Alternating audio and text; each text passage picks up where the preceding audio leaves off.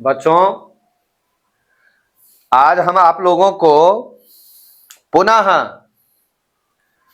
Thales प्रमेय का विलोम पढ़ाने जा रहे हैं, बताने जा रहे हैं, जिसको आप लोग आधारभूत आनुपातिकता प्रमेय भी समझते हैं। होता है आधारभूत आनुपातिकता प्रमेय का विलोम। तो इससे पहले हम आप लोगों को थेल्स प्रमेय का विलोम पढ़ा चुके हैं, आधारभूत आनुपातिकता प्रमेय का विलोम पढ़ा चुके हैं। तो पुनः इसको हम क्यों बता रहे हैं? प्रश्न यहां है कि हम क्यों बता रहे हैं। तो इसलिए बता रहे हैं कि आपको हम बताए थे उस दिन, जिस दिन इसका विलोम हम पढ़ा रहे थे, उस दिन हम आपको बताए थे कि इसका वैकल्पिक विधि होता है। हम आपको बताएंगे, ऐसा हम आपको कहे हुए थे। तो देखिए, सबसे ऊपर वही लिखा हुआ है, थेल्स प्रमेय के विलोम का वैकल्पिक विधि, यानी विधि बदल गया। तो अगर आपको थेल्स प्रमेय का विलोम सिद्ध करना होगा परीक्षा में, तो वो जो विधि हम बताए हुए थे, जिसमें एक और प्रमेय का प्रयोग होता है, जो आप लोग देखे थे पहले, हम बताए हुए हैं आप लोगों को, वह है समान क्षेत्रफल वाले दो त्रिभुज एक ही आधार पर और उसके एक ही ओर बने होते हैं, तो वे एक ही समांतर रेखाओं के मध्य स्थित होते हैं। इसका उसमें प्रयोग होता है। तो इसमें उसको हम, ये जो अभी आप बता रहे हैं वैकल्पिक विधि, इसमें उसकी आवश्यकता नहीं है। ये थोड़ा सरल है, समय इसमें कम लगेगा, आपको आसानी से बन जाएगा। तो इस विधि से आप उसको बना सकते हैं। तो थेल्स प्रमेय का विलोम, आधारभूत आनुपातिकता प्रमेय का विलोम, जिसका वैकल्पिक विधि है। तो इसमें सबसे पहले हम आपको विशेष प्रतिज्ञा लिखेंगे। समझते चलिए आप लोग, अच्छा से लिखेंगे आप लोग। माना कि एबीसी एक त्रिभुज है जिसकी भुजाओं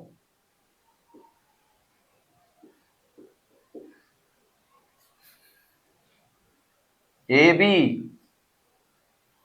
एवं AC को एक सरल रेखा L क्रमशः D एवं E बिंदुओं पर इस प्रकार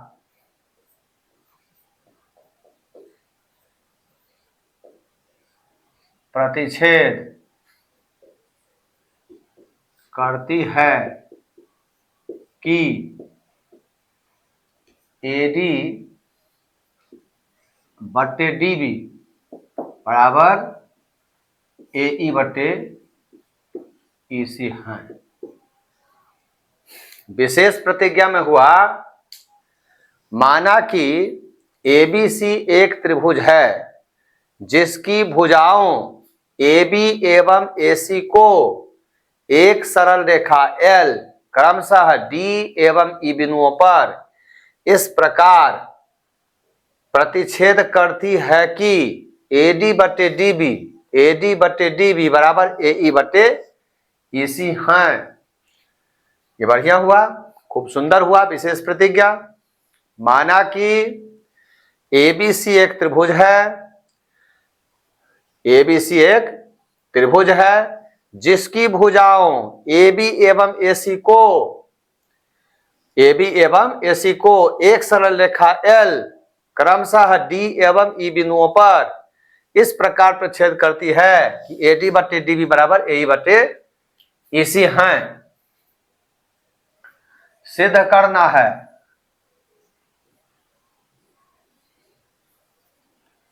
सिद्ध करना है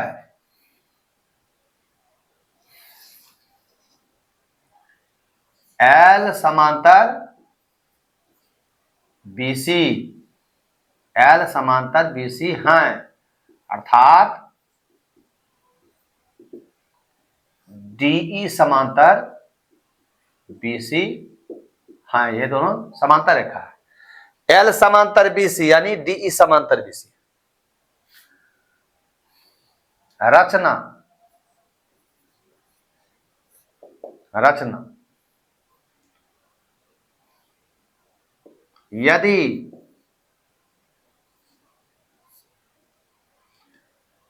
L भुजा BC के समांतर नहीं हो तो बिंदु D से एक दूसरी सरल रेखा M समांतर BC खींचा, जो भुजा AC को F बिंदु पर काटती है।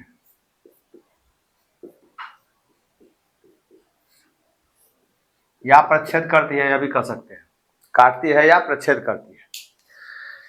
यदि L भुजा BC के समांतर नहीं हो, L भुजा BC के समांतर नहीं हो तो बिंदु D से एक दूसरी सरल रेखा यानी एक अन्य सरल रेखा M समांतर BC खींचा, जो भुजा AC को F बिंदु पर काटती है। भुजा AC को F बिंदु पर काटती है। प्रमाण,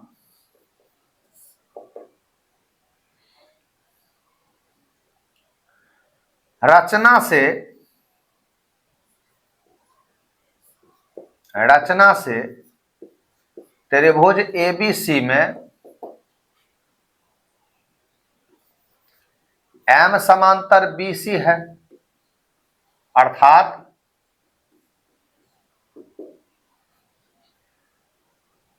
M समांतर BC है, अर्थात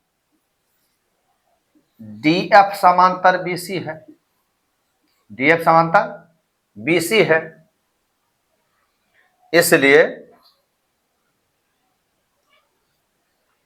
इसलिए हम लिख सकते हैं AD बटे DB बराबर AF बटे FC लिख सकते हैं। यह हो गया समीकरण 1। क्यों लिख सकते हैं? थेल्स प्रमेय से लिख सकते हैं। क्यों लिख सकते हैं बताइए? थेल्स प्रमेय से। कैसे? थेल्स प्रमेय कहता है कि किसी त्रिभुज में किसी एक भुजा के समांतर खींची गई सरल रेखा अन्य दो भुजाओं को समान अनुपात में विभाजित करती है। तो यहां रचना में आप M समांतर BC खींचे हैं, तो M जो है D से खींची गई है, लिखा गया है, देखिए आप, L भुजा BC के समांतर नहीं है तो बिंदु D से एक दूसरी सरल रेखा M समांतर BC, D से, देख रहे हैं ना आप, तो बिंदु D से, तो D बिंदु से एक दूसरी सरल रेखा M समांतर BC खींचा, जो भुजा AC को F बिंदु पर काटती है। तो इसका मतलब M का भुजा AB जो है इसको D बिंदु पर प्रच्छेद बिंदु है और AC पर F है। तो इस तरह से थेल्स प्रमेय लागू हो गया। और थेल्स प्रमेय से हम कह सकते हैं AD बटे DB बराबर AF बटे FC कह सकते हैं। साथ ही दिया है कि क्या दिया हुआ है, AD बटे DB दिया हुआ, देखिए AD बटे DB बराबर AE बटे EC। ये हो गया नंबर 2। अतएव समीकरण 1 एवं 2 से, अब आप क्या देख रहे हैं, दोनों का बायां पक्ष बराबर है, एफ बटे एफ सी बराबर ए ई बटे ई सी। दोनों का बायां पक्ष बराबर है तो दोनों समीकरण का दाहिना पक्ष हम बराबर लिख सकते हैं, या अब इसमें ए एफ बटे एफ सी है, एक जोड़िए, ए एफ बटे एफ सी में एक जोड़िए, तो दूसरा तरफ भी एक जोड़ना पड़ेगा, समीकरण का नियम है, इसमें भी एक जोड़ना पड़ेगा। तो एक जोड़ेंगे तो क्या हो जाएगा, A F plus F C बटे एफ सी, इसमें क्या हो जाएगा, ए ई प्लस ई सी बटे ई सी। कवर कर रहा है, A F plus F C बटे F C, A E plus E C, A E plus E C बटे ई सी, यानी दोनों तरफ एक जोड़ने पर हुआ है। अब यहां पर आप गौर से देखिए, ए एफ और एफ सी को जोड़िए, ए एफ और एफ सी, तो दोनों मिलकर ए सी हो जाता है, ए सी बटे एफ सी हो गया, बराबर ए ई और ई सी को जोड़िए, ए ई और ई सी को जोड़ते हैं तो भी ए सी हो जाता है, बटे ई सी। अब दोनों भिन्न का अंश बराबर है तो इससे ही कट जाएगा, एक बटे एफ सी होगा, उधर एक बटे ई सी हो जाएगा, अर्थात इसका व्युत्क्रम बराबर होगा, एफ सी बराबर ई सी हो गया, एफ सी बराबर ई सी हो गया, किंतु यह केवल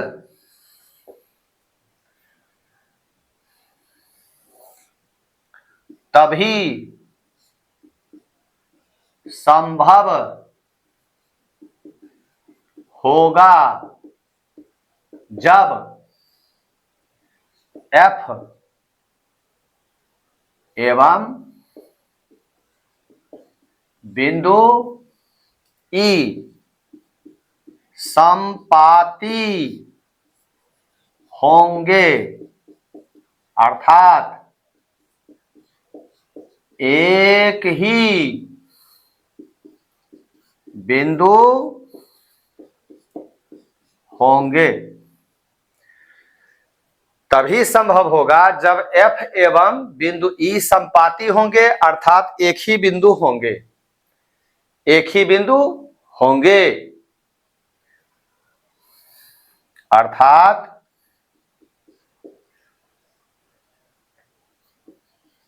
सरल रेखा एल एवं एम